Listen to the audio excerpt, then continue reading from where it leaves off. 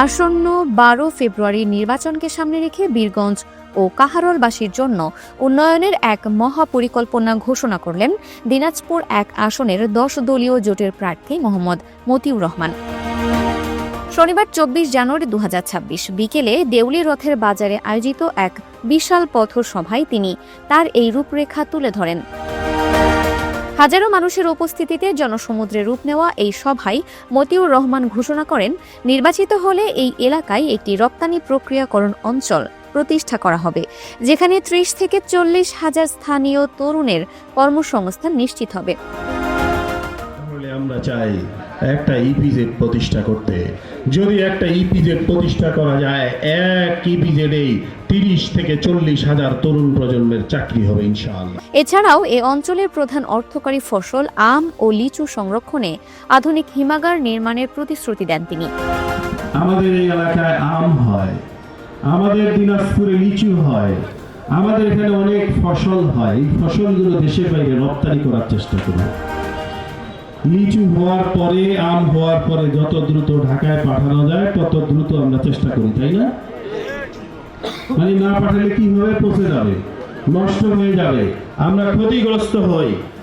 আমি এই জন্যই বলেছি ইপিজেড করতে চাই, কারণ এই ইপিজেডে থাকবে আমার আম সংরক্ষণের জন্য হিমাগার, এই ইপিজেডেই থাকবে সবজি সংরক্ষণের জন্য হিমাগার, যেখানে সংরক্ষিত হওয়ার পর প্যাকেজিং হওয়ার পর বিদেশি রপ্তানি করার ব্যবস্থা করা হবে। ব্যবসায়িক নিরাপত্তা ও সামাজিক সুরক্ষা, চাঁদাবাজি ও টেন্ডারবাজি মুক্ত সমাজ গড়ার অঙ্গীকার করে তিনি ব্যবসায়ীদের পূর্ণ নিরাপত্তার আশ্বাস দেন।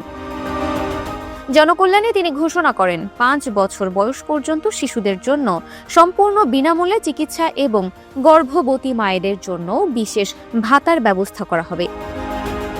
তরুণ প্রজন্মকে রক্ষায় মাদক ও অনলাইন জুয়ার বিরুদ্ধে তার অবস্থান হবে আপোষহীন।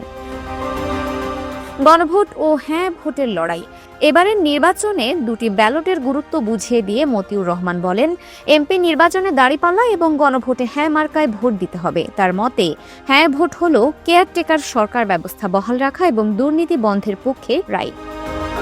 তিনি সতর্ক করে বলেন, একটি পক্ষ না ভোটের মাধ্যমে স্বৈরাচারী ব্যবস্থা জিইয়ে রাখার ষড়যন্ত্র করছে।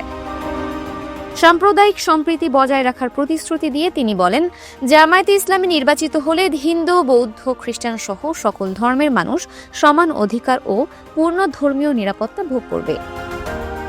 বাংলাদেশ জামায়াতে ইসলামীর ইউনিয়ন আমির কাজী মোহাম্মদ আব্দুর রহমানের সভাপতিত্বে অনুষ্ঠিত এই সভায় ১০ দলীয় জোটের স্থানীয় নেতৃবৃন্দ উপস্থিত ছিলেন। সভা শেষে প্রার্থীর দেওয়া এসব সুনির্দিষ্ট প্রতিশ্রুতি নিয়ে এলাকায় ব্যাপক উৎসাহ দেখা গেছে। Multimedia desk, Dinajpur TV.